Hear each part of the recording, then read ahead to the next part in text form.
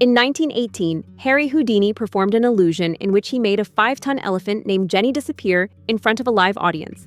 This became one of his most famous tricks, and long after his death, the method he used to make Jenny disappear remains a secret.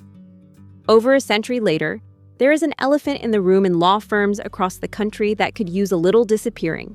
Its name, distrust.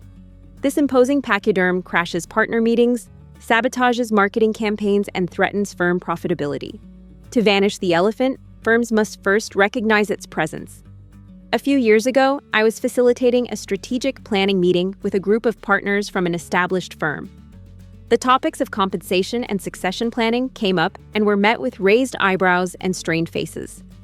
As I attempted to inspire a robust discussion about these important agenda items, the managing partner decreed that the partners were fine with the 15-year-old compensation system and that no one was planning to retire for at least 5 years. Based on pre-session discussions with each partner, I knew this wasn't true. I waited, surveying the room, hoping that someone would have the courage to speak up, but his comments had sucked the oxygen from the room. Finally, I broke the silence and addressed the MP's comments directly. I told him I had received feedback that led me to believe that his partners were anxious to revise their compensation and were concerned about a few of the septuagenarians in the group who had not yet announced their future plans. The elephant of distrust revealed itself in both the managing partner's perplexed expression and the rest of the partners' blank stares. No magic trick or optical illusion would make this elephant vanish. The only way to exit the beast was to get the group to recognize it and collectively decide on the best way to make it disappear.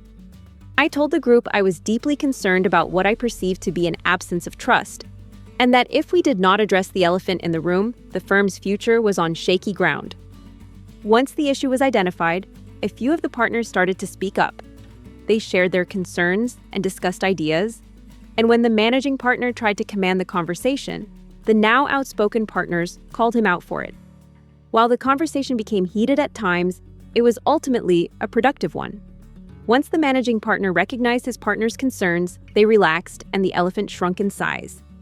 As part of the firm's strategic plan, the partners agreed to have more frequent, candid, and respectful dialogues in a structured format, the purpose of which was to foster an environment of mutual trust among leadership.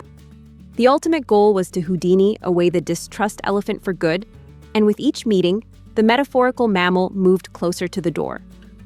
So, how do you know if there are trust problems in your firm?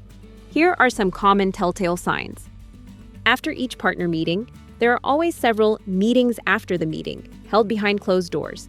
During each partner meeting, fewer than 50% of the attendees actively participate in the discussion. There have been a number of recent attorney and staff departures. Few, or none, of the associates have expressed interest in becoming partners. The most senior partners are hesitant to discuss their succession. Meetings are often tense, and yelling is not uncommon. If these sound familiar, it's time to start thinking about how to fix it. Start by setting up systems and parameters for frequent and productive discussions, complete with measurable goals and an expectation of 100% participation. Create a safer space in which partners are candid about their individual goals, motivation, concerns, fears, and opportunities. Establish an expectation that important discussions and decisions pertaining to the leadership of the firm be reserved for regularly scheduled partner meetings instead of in a power vacuum of silos. Engage a professional facilitator who is skilled in helping law firms manage conflict and change to run regular meetings at the partner level and within practice groups. Law firms are in the trust business. Clients seek guidance and advice and trust their attorneys to provide solutions to their most complex problems. If a firm struggles with internal trust issues, this will directly affect its lawyers' ability to consistently deliver excellence to clients.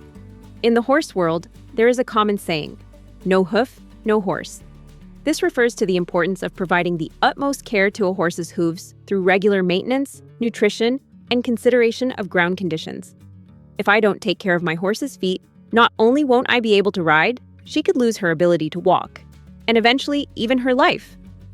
In the practice of law, it's no trust, no firm. If the firm does not make painstaking efforts to foster a culture of mutual trust, its leadership will be ineffective, people will leave, and there will be an exodus of clients.